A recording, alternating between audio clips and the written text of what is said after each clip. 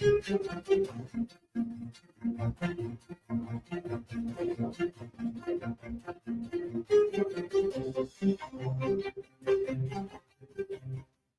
Radio USA ਸੁਣ ਰਹੇ ਸਾਰੇ ਸਰੋਤਿਆਂ ਨੂੰ ਜੀ ਆਇਆਂ ਨੂੰ ਪਿਆਰ ਭਰੀ ਸਤਿ ਸ਼੍ਰੀ ਅਕਾਲ। ਅਪਡੇਟ ਕੈਲੀਫੋਰਨੀਆ 'ਚ ਸਵਾਗਤ ਹੈ। ਹਰਜੋਤ ਸਿੰਘ ਜੀ ਆਇਆਂ ਨੂੰ ਸਵਾਗਤ ਹੈ। ਸਤਿ ਸ਼੍ਰੀ ਅਕਾਲ।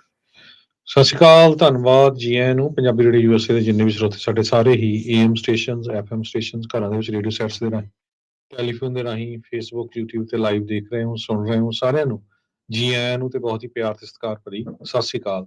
ਸਰੋਤਿਓ, ਅੱਜ ਨਵੰਬਰ ਦੀ 18 ਤਰੀਕ ਆ, ਦਿਨ ਸੋਮਵਾਰ ਆ ਤੇ ਤੁਹਾਡੇ ਲਈ ਸ਼ਾਮ ਦਾ ਅਪਡੇਟ ਕੈਲੀਫੋਰਨੀਆ ਪ੍ਰੋਗਰਾਮ ਲੈ ਕੇ ਹਾਜ਼ਰ ਹੋਏ ਹਾਂ। ਪ੍ਰੋਗਰਾਮ ਨੂੰ ਤੁਹਾਡੇ ਸਾਰੇ ਤੱਕ ਪਹੁੰਚਾਉਣ 'ਚ ਸਹਿਯੋਗ ਕਰਦੇ ਨੇ ਖਾਲਸਾ ਇੰਸ਼ੋਰੈਂਸ ਏਜੰਸੀ, ਜਿਨ੍ਹਾਂ ਦੇ ਕੋਲੋਂ ਹਰ ਇੱਕ ਤਰੀਕੇ ਦੀ ਇੰਸ਼ੋਰੈਂਸ ਕਰਵਾ ਸਕਦੇ ਹੋ। ਇੰਸ਼ੋਰੈਂਸ ਬਾਰੇ ਪਤਾ ਕਰਨ ਲਈ call 408-272-2500। Tirkiana immigration law firm, US immigration ਦਾ ਹੋਵੇ ਕਿਸੇ ਵੀ ਤਰੀਕੇ ਦਾ ਕੰਮ, call attorney J Tirkiana 415-909-0503। Gurbachan Singh Nagra Sacramento, Sarabjit Singh Kulwinder Kaur Dhoot Yuba City, Gurdev Singh Sohal Antelope, Kamaljit Singh Daulatpuria Manteca, Bisla ਪਰਿਵਾਰ ਫਰਜ਼ਨੋ, ਗੁਰਸਾਹਿਬ ਸਿੰਘ ਬੇਕਰਸਫੀਲਡ। ਸਾਰਿਆਂ ਦਾ ਧੰਨਵਾਦ। ਜੇ ਤੁਸੀਂ ਵੀ ਇਸ ਪ੍ਰੋਗਰਾਮ ਨੂੰ ਸਪਾਂਸਰ ਕਰਨਾ ਚਾਹੁੰਦੇ ਹੋ, ਸੰਪਰਕ ਕਰ ਸਕਦੇ ਹੋ 408-722-7698 ਦੇ ਉੱਤੇ। ਜੀ, ਅੱਜ ਦੀਆਂ ਖਬਰਾਂ ਵੱਲ ਚੱਲੀਏ।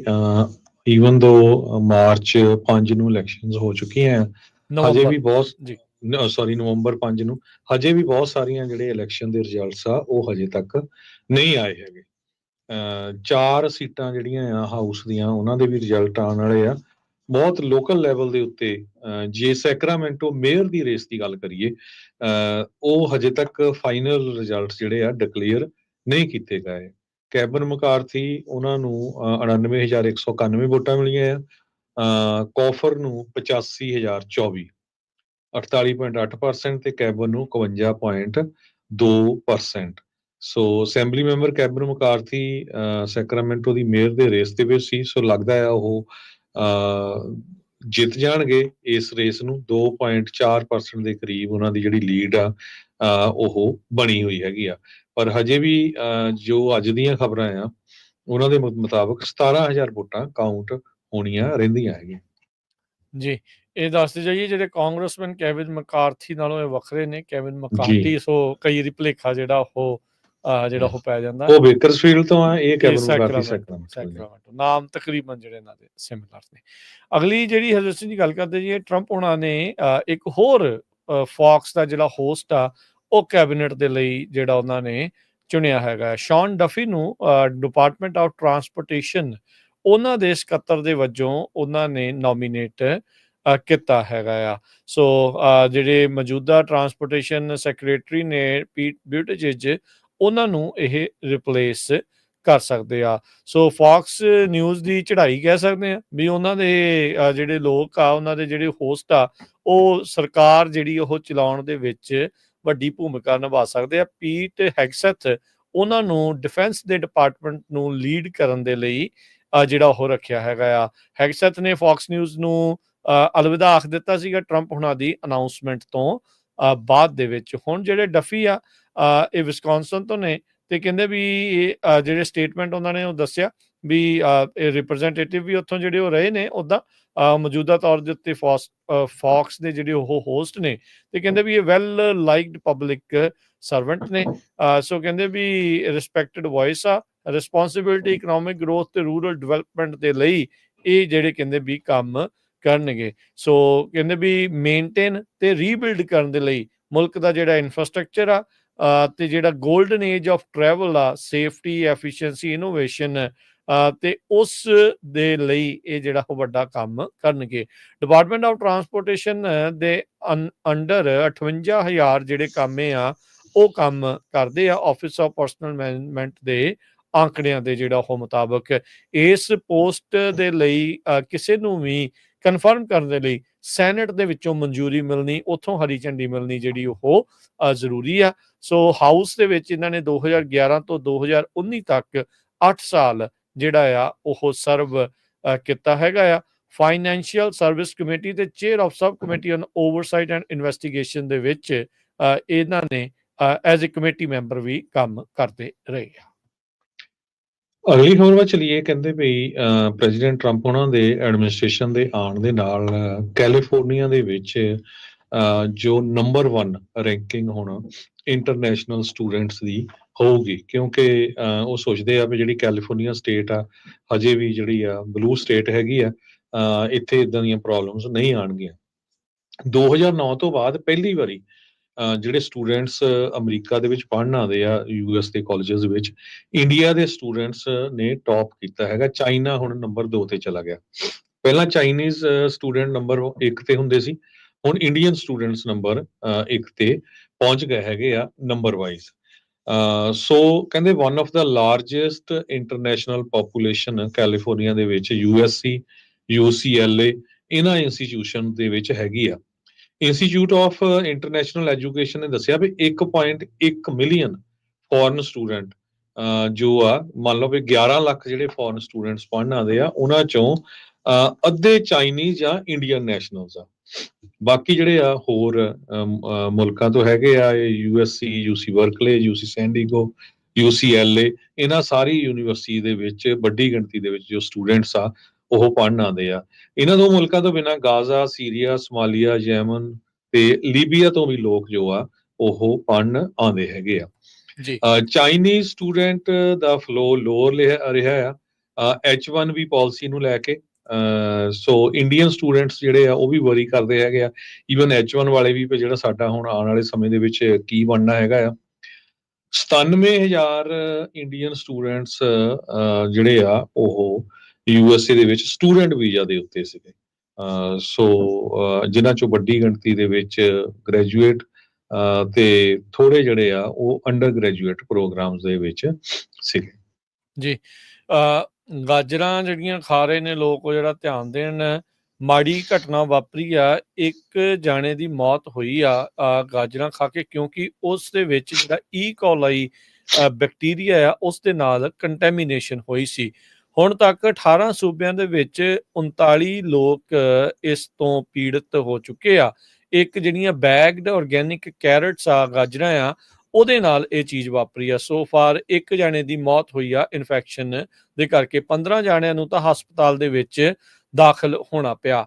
ਗ੍ਰਿਮਵੇ ਫਾਰਮਸ ਇਹ ਜਿਹੜੇ ਨੇ ਉਹਨਾਂ ਦੇ ਦੁਆਰਾ ਜਿਹੜੀਆਂ ਵੇਚੀਆਂ ਗਈਆਂ ਬੇਬੀ ਕੈਰਟਸ ਤੇ ਜਿਹੜੀਆਂ ਹੋਲ ਕੈਰਟਸ ਆ, ਉਹਨਾਂ ਦੇ ਵਿੱਚ ਈ ਕੋਲਾਈ ਪਾਇਆ ਗਿਆ ਆ। ਇਹ ਬੇਕਰਸਫੀਲਡ ਦੀ ਕੰਪਨੀ ਆ ਗ੍ਰਿਮਵੇ ਫਾਰਮਸ, ਉੱਥੋਂ ਜਿਹੜੀਆਂ ਇਹ ਗਾਜਰਾਂ ਵੇਚੀਆਂ ਗਈਆਂ ਆ। ਸੋ ਇਹ ਜਿਹੜੀਆਂ ਕੈਰਟਸ ਆ ਉਹ ਰੀਕਾਲ ਕੀਤੀਆਂ ਗਈਆਂ ਆ, ਤੇ ਬੇਬੀ ਆਰਗੈਨਿਕ ਕੈਰਟਸ ਵੀ।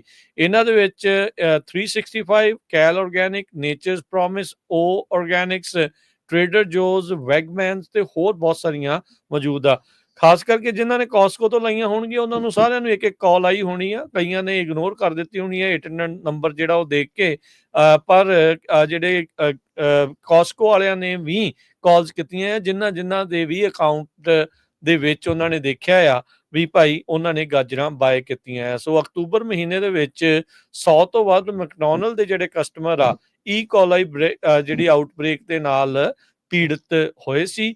UK ਦੇ ਵਿੱਚ ਜੂਨ ਮਹੀਨੇ 'ਚ ਵੀ ਇੱਕ ਜਣਾ ਜਿਹੜਾ ਈ ਕੋਲਾਈ ਆਊਟਬ੍ਰੇਕ ਦੇ ਕਰਕੇ ਉਸ ਦੀ ਮੌਤ ਹੋਈ ਸੀ। ਤੇ ਹੁਣ ਅਮਰੀਕਾ ਦੇ ਵਿੱਚ ਵੀ ਇਹ ਕੁਛ ਵਾਪਰਿਆ ਆ। ਕਹਿੰਦੇ ਵੀ ਬਹੁਤਾਤ ਦੇ ਵਿੱਚ New York, Minnesota, Washington, California, Oregon ਦੇ ਵਿੱਚ ਈ ਕੋਲਾਈ ਦੀਆਂ ਜਿਹੜੀਆਂ ਇਨਫੈਕਸ਼ਨਸ ਆ CDC ਦੇ ਤਹਿਤ ਜਿਹੜੀਆਂ ਉਹ ਪਾਈਆਂ ਗਈਆਂ ਨੇ। ਸੋ ਜਿਨ੍ਹਾਂ ਨੇ ਰੀਸੈਂਟਲੀ ਗਾਜਰਾਂ ਲਿਆਂਦੀਆਂ ਹੋਣਗੀਆਂ ਚਾਹੇ ਕਿਸੇ ਵੀ ਸਟੋਰ ਤੋਂ, ਇਹ ਮੇਕ ਸ਼ੋਰ ਕਰ ਲਿਓ ਜੇ 365, ਕੈਲ ਆਰਗੈਨਿਕ, ਨੇਚਰਸ ਪ੍ਰੋਮਿਸ, ਓ ਆਰਗੈਨਿਕਸ, ਟ੍ਰੇਡਰ ਜੋਜ਼, ਵੈਗਮੈਨਸ ਜਾਂ ਗ੍ਰਿਮਵੇ ਜਿਹੜੀਆਂ ਫਾਰਮਸ ਦੀਆਂ ਉਹਨਾਂ ਦੀਆਂ ਹੋਈਆਂ ਤਾਂ ਉਹਨਾਂ ਦੀ ਵਰਤੋਂ ਨਾ ਕੀਤੀ ਜਾਵੇ, ਉਹਨਾਂ ਨੂੰ ਰੀਕਾਲ ਕੀਤਾ ਗਿਆ ਆ।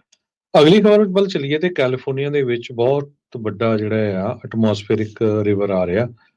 ਨਿਊਜ਼ ਵੀਕ ਤਾਂ ਇੱਥੋਂ ਤੱਕ ਰਿਪੋਰਟ ਕਰ ਰਿਹਾ ਵੀ 3 ਜਾਂ 4 ਇੰਚ ਤੋਂ ਲੈ ਕੇ 21 ਇੰਚ ਤੱਕ ਕਈ ਏਰੀਏ ਦੇ ਵਿੱਚ ਮੀਂਹ ਪਊਗਾ। ਫਲੱਡਿੰਗ ਬਹੁਤ ਸਾਰੇ ਏਰੀਏ 'ਚ ਆਊਗੀ। ਓਰੇਗਨ ਤੇ ਵਾਸ਼ਿੰਗਟਨ ਏਰੀਆ ਜਿਹੜਾ ਆ ਉਹ ਵੀ ਬਹੁਤ ਜ਼ਿਆਦਾ ਪ੍ਰਭਾਵਿਤ ਹੋਊਗਾ।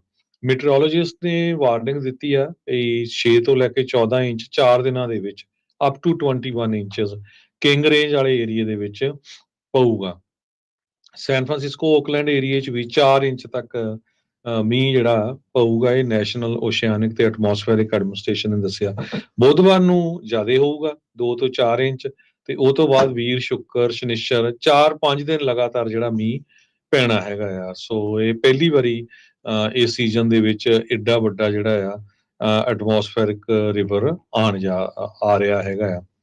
ਸੋ ਸਾਰੇ ਜਿੰਨਿਆਂ ਨੇ ਡਰਾਈਵ ਕਰਨਾ, ਬੜੇ ਧਿਆਨ ਦੇ ਨਾਲ ਡਰਾਈਵ ਕਰੋ, ਕਿਉਂਕਿ ਕਈ ਸੜਕਾਂ ਜਿਹੜੀਆਂ ਆ ਉਹ ਫਲੱਡਿੰਗ ਵੀ ਹੋਊਗੀ ਉਹਨਾਂ ਦੇ ਵਿੱਚ, ਤੇ ਐਕਸੀਡੈਂਟ ਹੋਣ ਦੇ ਬਹੁਤ ਚਾਂਸ ਹੁੰਦੇ ਹੈਗੇ ਆ। ਸੋ ਕਾਰਾਂ ਕਈ ਵਾਰੀ ਸਲਿੱਪ ਵੀ ਕਰਦੀਆਂ ਹੈਗੀਆਂ, ਤੇ ਕਈ ਜਿਹੜੀਆਂ ਰੋਡਸ ਆ ਉਹ ਬਲੌਕ ਵੀ ਹੋਣਗੀਆਂ। ਜੀ, ਸ਼ਨੀਚਰਵਾਰ ਤੋਂ ਜਿਹੜੀ ਆ ਉਹ ਮੀਂਹ ਸ਼ੁਰੂ ਹੋ ਕੇ ਮੰਗਲਵਾਰ ਤੱਕ ਇਹ 4-5 ਦਿਨ ਮੀਂਹ ਜਿਹੜਾ ਉਹ ਪਵੇਗਾ। ਉੱਦਾਂ ਜਿਹੜਾ ਸੋਚਿਆ ਜਾ ਰਿਹਾ ਸੀਗਾ ਵੀ ਇਹ ਜਿਹੜਾ ਸਾਲ ਖੁਸ਼ਕ ਰਹਿ ਸਕਦਾ ਆ, ਪਰ ਪਿਛਲੇ ਸਾਲ ਵੀ ਮੀਂਹ ਪੈਣੇ, ਬਰਫ਼ ਪੈਣੀ ਜਿਹੜੀ ਉਹ ਦੇਰੀ ਦੇ ਨਾਲ ਸ਼ੁਰੂਆਤ ਹੋਈ ਸੀ। ਸੋ ਇਹ ਵੀ ਜਿਹੜਾ ਅਸਮਾਨੀ ਦਰਿਆ ਆ ਉਹ ਕਾਫੀ ਭਾਰੀ ਮੀਂਹ ਜਿਹੜਾ ਲਿਆ ਸਕਦਾ ਆ। ਸਦਰਨ ਕੈਲੀਫੋਰਨੀਆ ਤੋਂ ਨਰਦਰਨ ਕੈਲੀਫੋਰਨੀਆ ਸਾਰੇ ਪਾਸੇ ਹੀ ਮੀਂਹ ਦੀ ਜਿਹੜੀ ਉਹ ਰਹੇਗੀ। ਬੇਕਰਸਫੀਲਡ ਤੇ ਵੈਲੀ ਦੇ ਵਿੱਚ ਫਰੀਜ਼ ਵਾਰਨਿੰਗ ਵੀ ਕਈ ਥਾਵਾਂ ਦੇ ਉੱਤੇ ਜਿਹੜੀ ਉਹ ਐਲਾਨੀ ਗਈ ਆ।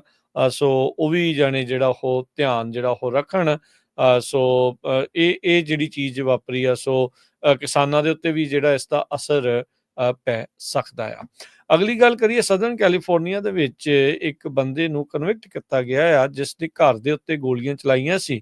ਉਸ ਦੇ ਵਿੱਚ 7 ਸਾਲਾਂ ਦੀ ਇੱਕ ਬੱਚੀ ਆ, ਉਹ ਪੈਰਾਲਾਈਜ਼ ਹੋ ਗਈ ਸੀ। 2019 ਦੀ ਇਹ ਘਟਨਾ ਆ। 27 ਸਾਲਾਂ ਦਾ ਆਕਸਨਟ ਦਾ ਰਹਿਣ ਵਾਲਾ ਉਹ ਇਸ ਮਾਮਲੇ ਦੇ ਵਿੱਚ ਹੁਣ ਦੋਸ਼ੀ ਪਾਇਆ ਗਿਆ ਆ। ਕਹਿੰਦੇ ਵੀ ਇਸ ਨੇ ਇੱਕ ਪ੍ਰੈਗਨੈਂਟ ਜਿਹੜੀ ਮਾਂ ਆ ਉਸ ਨੂੰ ਇੰਜਰ ਕੀਤਾ, ਤੇ ਨਾਲ ਉਸ ਦੀ ਜਿਹੜੀ 7 ਸਾਲਾਂ ਦੀ ਬੱਚੀ ਸੀ ਉਸ ਨੂੰ ਇਹਨੇ ਪੈਰਾਲਾਈਜ਼ ਇਸ ਦੀ ਗੋਲੀ ਦੇ ਨਾਲ ਹੋਏ ਸੀਗੇ। ਜੇਲਿਨ ਐਡਵਰਡਸ ਤੇ ਇੱਕ ਹੋਰ ਬੰਦਾ, ਕਹਿੰਦੇ ਵੀ ਉਹਨਾਂ ਨੇ 17 ਵਾਰ ਇੱਕ ਘਰ ਦੇ ਉੱਤੇ ਗੋਲੀਆਂ ਜਿਹੜੀਆਂ ਉਹ ਚਲਾਈਆਂ ਸੀਗੀਆਂ। ਤੇ ਕਹਿੰਦੇ ਵੀ ਅੰਦਰ ਜਿਹੜੇ 5 ਜਾਣਿਆਂ ਦਾ ਇਹ ਜਿਹੜਾ ਪਰਿਵਾਰ ਰਹਿੰਦਾ ਸੀਗਾ।